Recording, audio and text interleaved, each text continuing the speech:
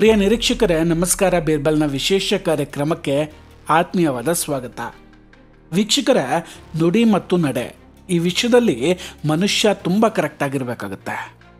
ಅದರಲ್ಲೂ ಕೂಡ ರಾಜಕಾರಣಿಗಳು ಒಂದೋ ಬೇರೆಯವರಿಗೆ ಏನೂ ಹೇಳೋಕ್ಕೆ ಹೋಗಬಾರ್ದು, ಇಲ್ವಾ ಹೇಳ್ತಾನೆ ಅಂದರೆ ತಾನು ನೆಟ್ಟಿಗಿರಬೇಕು. ಒಬ್ಬ ಕಳ್ಳ ರಾತ್ರಿ ಇಡೀ ಊರಲ್ಲಿ ಕಳ್ಳತನ ಮಾಡಿ ಬೆಳಗ್ಗೆ ಬಂದು ಅದೇ ಊರ ಜನರಿಗೆ ಕಳ್ಳತನ ಮಾಡಬಾರ್ದು, ಇದು ತಪ್ಪು ಅಂತ ಹೇಳಿದ್ರೆ ಹೆಂಗಿರುತ್ತೆ ಹೇಳಿ. ರಾಹುಲ್ ಗಾಂಧಿ ಅವರ ಕತೆ ಕೂಡ ಹಿಂಗೆ ಆಗಿದೆ. ಯಾರನ್ನೋ ತಗ್ಲಾಕ್ಸೋಕೆ ಹೋಗಿ ಈಗ ಅವರನ್ನು ಹಾಗೂ ಇಡೀ ಕುಟುಂಬವನ್ನೇ ಕಂಡವರ ಬಾಯಲ್ಲಿ ತಂದು ಬಿಟ್ಟಿದ್ದಾರೆ. ಯಾರನ್ನೋ ಟೀಕಿಸುವ ಬರದಲ್ಲಿ ರಾಹುಲ್ ಗಾಂಧಿ ಅವರು ಒಂಥರ ಈಗ ತಮ್ಮ ತಾಯಿಗೇನೆ ಸವಾಲು ಹಾಕಿಬಿಟ್ಟಿದ್ದಾರೆ. ಏನದು ಸವಾಲು, ನಡೆದಿದ್ದೇನು ಎಲ್ಲವನ್ನು ಕೂಡ ಡೀಟೇಲಾಗಿ ಮಾತಾಡ್ತಾ ಹೋಗ್ತೀನಿ. ಕೊನೆವರೆಗೂ ಕೂಡ ವಿಡಿಯೋವನ್ನು ಮಿಸ್ ಮಾಡದೆ ನೋಡಿ. ಇನ್ನೂ ಕೂಡ ನಮ್ಮ ಬೀರ್ಬಲ್ ಚಾನಲನ್ನು ಸಬ್ಸ್ಕ್ರೈಬ್ ಮಾಡಿಲ್ಲ ಅಂದರೆ ದಯವಿಟ್ಟು ಸಬ್ಸ್ಕ್ರೈಬ್ ಮಾಡಿ ಹಾಗೂ ಬೆಲ್ ಐಕಾನನ್ನು ಕ್ಲಿಕ್ ಮಾಡಿ. ವೀಕ್ಷಕರೇ, ನಿಮಗೆ ಸೋನಿಯಾ ಗಾಂಧಿ ಅವರು ಗೊತ್ತಲ್ವೇ?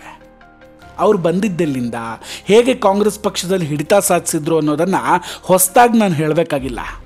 1946 ಡಿಸೆಂಬರ್ 9 ಇಟಲಿಯ ವೈಸೆನ್ಜಾ ಗ್ರಾಮದಲ್ಲಿ ಆಂಟೋನಿಯಾ ಮೈನೋ ಜನ್ಮ ಆಗುತ್ತೆ. ಅವರೇ ಈಗಿನ ಸೋನಿಯಾ ಗಾಂಧಿ. ನಂತರ 1965 ಇಂಗ್ಲೆಂಡ್ನ ಕೇಂಬ್ರಿಡ್ಜಿಗೆ ಹೋಗ್ತಾರೆ. ಅದಾದಮೇಲೆ ಗೊತ್ತಾ ಇದೆಯಲ್ವಾ, ಭಾರತದ ಪ್ರಧಾನಮಂತ್ರಿಯಾಗಿದ್ದ ಇಂದಿರಾ ಗಾಂಧಿಯವರ ಪುತ್ರ ರಾಜೀವ್ ಗಾಂಧಿ ಅವರನ್ನು ಮದುವೆಯಾಗಿ 1968 ಆಂಟೋನಿಯೋ ಮೈನೋ ಸೋನಿಯಾ ಗಾಂಧಿಯಾಗಿ ಭಾರತಕ್ಕೆ ಬರ್ತಾರೆ. ಸೋನಿಯಾ ಗಾಂಧಿ ಅವರು ರಾಜೀವ್ ಗಾಂಧಿ ಇರೋವರೆಗೂ ಕೂಡ ಅಫಿಷಿಯಲ್ ಆಗಿ ರಾಜಕೀಯಕ್ಕೆ ಎಂಟ್ರಿ ಆಗಿರಲಿಲ್ಲ. ಆದರೆ 1991 ರಾಜೀವ್ ಗಾಂಧಿ ಅವರ ಹತ್ಯೆ ಆಗುತ್ತೆ.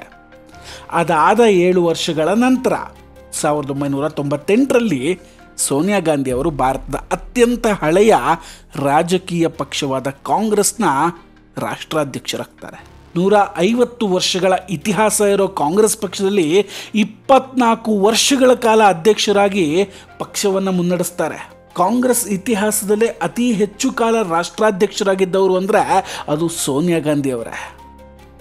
ನಂತರ 2004ರಿಂದ 2014 ಕೂಡ ಭಾರತದ ಅಘೋಷಿತ ಪ್ರಧಾನಿಯಾಗಿ ದೇಶದಲ್ಲಿ ಆಡಳಿತವನ್ನು ನಿಭಾಯಿಸಿದರು. 2017 ಕಾಂಗ್ರೆಸ್ ಅಧ್ಯಕ್ಷರಾಗಿಯೇ ಇದ್ದರು ಸೋನಿಯಾ ಗಾಂಧಿ ಅವರು. 2019 ಮತ್ತೆ ಹಂಗಾಮಿ ಅಧ್ಯಕ್ಷರಾಗ್ತಾರೆ.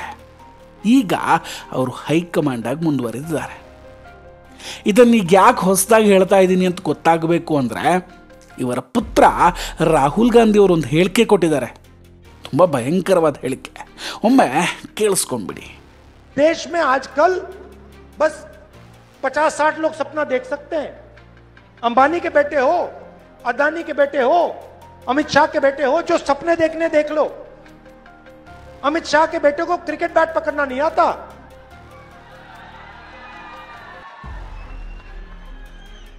रन लेना तो छोड़ दो, मगर है वो क्रिकेट का चीफ. पूरी क्रिकेट कंट्रोल कर रखी है. क्यों कर रखी है? पैसा. ಬಿಹಾರದ ಚುನಾವಣಾ ಪ್ರವಾಸದಲ್ಲಿದ್ದಂತಹ ರಾಹುಲ್ ಗಾಂಧಿ ಅವರು ಆಡಿದಂತಹ ಮಾತಿದು. ಇದನ್ನು ಕೇಳಿದ ಮೇಲೆ ಹಳೆಯದೊಂದು ಹಾಡಿನ ಸಾಲು ನೆನಪಾಯ್ತು ನೋಡಿ.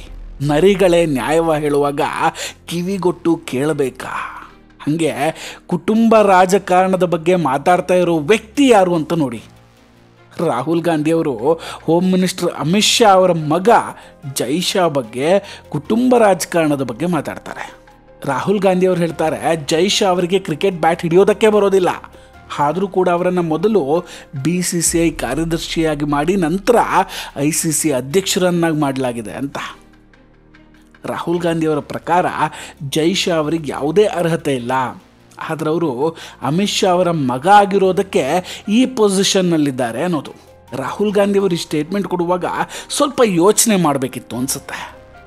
ಜೈ ಶಾ ಅವರ ತಂದೆ ಹೆಸರಿಂದ BCCI ಕಾರ್ಯದರ್ಶಿ ಆಗಿದ್ರು ಅಂತ ಹೇಳುವ ರಾಹುಲ್ ಗಾಂಧಿ ಅವರು ವಿರೋಧ ಪಕ್ಷದ ನಾಯಕನಾಗಿದ್ದು ಹೇಗೆ, ಪ್ರಧಾನಿ ಅಭ್ಯರ್ಥಿ ಆಗಿದ್ದು ಹೇಗೆ? ಅವರ ಸ್ವಂತ ಬಲದಿಂದಲ. ದುರಂತ ನೋಡಿ, ಇವರದ್ದೇ ಪಕ್ಷದ ನಾಯಕರೊಬ್ಬರು ಹೇಳ್ತಾರೆ, ಭಾರತದಲ್ಲಿ ಕುಟುಂಬ ರಾಜಕಾರಣಕ್ಕೆ ಬ್ರ್ಯಾಂಡ್ ಅಂಬಾಸಿಡರೇ ಗಾಂಧಿ ಕುಟುಂಬ ಅಂತ. ಅವ್ರು ಅನ್ನೋದೇನು ಬಂತು, ಹೀರೋ ಸತ್ವೇ ಅದು. ನನ್ನ ಮುತ್ತಜ್ಜ ಪ್ರಧಾನಮಂತ್ರಿ, ಅಜ್ಜಿ ಪ್ರಧಾನಿ, ಅಪ್ಪ ಪ್ರಧಾನಮಂತ್ರಿ, ನಾನು ಹಾಗೆ ಪ್ರಧಾನಿ ಆಗಬೇಕು ಅಂತಿರೋ ರಾಹುಲ್ ಗಾಂಧಿಯವರು ಇವತ್ತು ಕುಟುಂಬ ರಾಜಕಾರಣದ ಬಗ್ಗೆ ಉಪದೇಶ ಮಾಡ್ತಾ ಇದ್ದಾರೆ. ಈಗ ಅಮಿತ್ ಶಾ ಅವರ ಮಗನಿಗೆ ಕೇಳಿದ ಹಾಗೆ ರಾಹುಲ್ ಗಾಂಧಿ ಅವರೇ ನಿಮ್ಮ ತಾಯಿಗೂ ಇದೇ ಥರ ಸವಾಲು ಹಾಕಬಹುದೇ?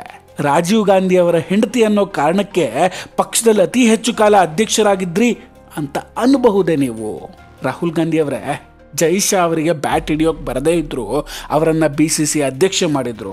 ಸರಿ, ಅದು ತಪ್ಪೆ ಅಂತ ಇಟ್ಕೊಳ್ಳಿ.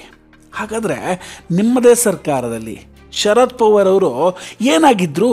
ವಿರಾಟ್ ಕೊಹ್ಲಿ ಅಂತ ನಂಬರ್ 1 ಬ್ಯಾಟ್ಸ್ಮನ್ ಆಗಿದ್ರ ಟೀಮ್ ಇಂಡಿಯಾಗೆ. ರಾಜೀವ್ ಶುಕ್ಲಾ ಹಿಮಾಚಲ ಪ್ರದೇಶದ ರಾಜ್ಯಸಭಾ ಸಂಸದ, ಇವರೇನಾಗಿದ್ರು? ತೆಂಡೂಲ್ಕರ್ ಜೊತೆ ಓಪನಿಂಗ್ ಮಾಡ್ತಿದ್ರ? ಮತ್ತು ಅವ್ರು ಹೇಗೆ BCC ಅಧ್ಯಕ್ಷರಾಗ್ತಾರೆ?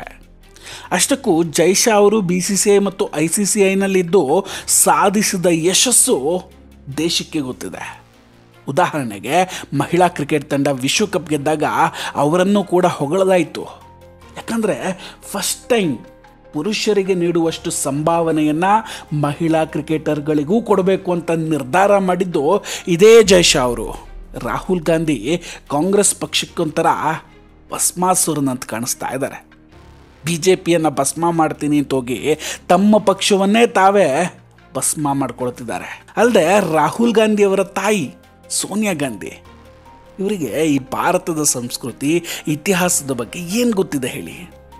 ಹೋಗಲಿ, ಒಂದು ಕಡೆ ಅವರೆಲ್ಲಾದರೂ ನಿಂತು 52 ಸೆಕೆಂಡ್ಗಳ ರಾಷ್ಟ್ರಗೀತೆಯನ್ನು ಹಾಡಿದರೆ ತೋರಿಸಿ.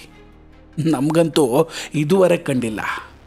ಅಥವಾ ಸೋನಿಯಾ ಗಾಂಧಿಯವರಿಗೆ ಗಾಂಧಿ ಕುಟುಂಬವನ್ನು ಹೊರತುಪಡಿಸಿ 5 ಸ್ವತಂತ್ರ ಹೋರಾಟಗಾರರ ಹೆಸರನ್ನು ಹೇಳೋಕ್ಕೆ ಆಗುತ್ತಾ ನೋಡಿ. ಇನ್ನು ಇವರ ಪುತ್ರ ರಾಹುಲ್ ಗಾಂಧಿಯವರು ತಮ್ಮ ಸ್ವಂತ ಶಕ್ತಿಯ ಮೇಲೆಯೇ ಒಂದು ಚುನಾವಣೆಯನ್ನು ಕೂಡ ಗೆಲ್ಲೋದಕ್ಕಾಗಲಿಲ್ಲ. ರಾಜೀವ್ ಗಾಂಧಿ ಮತ್ತು ಸೋನಿಯಾ ಗಾಂಧಿ ಅವರ ಮಗ ಅನ್ನೋ ಕಾರಣಕ್ಕೆ 2004ರಲ್ಲಿ ಟಿಕೆಟ್ ಪಡಿತಾರೆ. ನಂತರ ಕಾಂಗ್ರೆಸ್ ಅಧ್ಯಕ್ಷರಾಗ್ತಾರೆ. ಪ್ರಿಯಾಂಕಾ ವಾದ್ರಾ ಅವರು ಸಹ ಯಾವುದೇ ಅರ್ಹತೆ ಇಲ್ಲದಿದ್ದರೂ ರಾಜಕೀಯದಲ್ಲಿ ಉನ್ನತ ಸ್ಥಾನದಲ್ಲಿದ್ದಾರೆ. ಅದೇ ಅಮಿತ್ ಶಾ, ಶಿವರಾಜ್ ಸಿಂಗ್ ಚೌಹಾಣ್, ರಾಜನಾಥ್ ಸಿಂಗ್ ಅಥವಾ ನರೇಂದ್ರ ಮೋದಿ ಅವರ ತಂದೆ ಹೆಸರುಗಳು ಸಾಮಾನ್ಯ ಜನರಿಗೆ ಗೊತ್ತೇ ಇಲ್ಲ ಇದುವರೆಗೂ ಕೂಡ. ಯಾಕಂದರೆ ಅವರ ತಂದೆ ಯಾವುದೇ ರಾಜಕಾರಣಿಯೂ ಆಗಿರಲಿಲ್ಲ, ದೊಡ್ಡ ಬಿಸ್ನೆಸ್ಮನ್ನೂ ಆಗಿರಲಿಲ್ಲ. ಆದರೆ ಕಾಂಗ್ರೆಸ್ ಪಕ್ಷದಲ್ಲಿ ಮಾತ್ರ ಕುಟುಂಬ ರಾಜಕಾರಣ ಅನ್ನೋದು ಪೀಳಿಗೆಯಿಂದ ಪೀಳಿಗೆಗೆ ಸಾಕ್ಕೊಂಡು ಬಂದಿದೆ.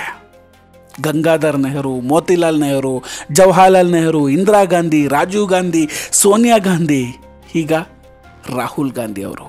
ಇಂಥ ಕುಟುಂಬ ರಾಜಕಾರಣದ ಬ್ರ್ಯಾಂಡ್ ಅಂಬಾಸಿಡರ್ಗಳೇ ಕುಟುಂಬ ರಾಜಕಾರಣದ ಬಗ್ಗೆ ಮಾತಾಡ್ತಾ ಇದ್ದಾರೆ.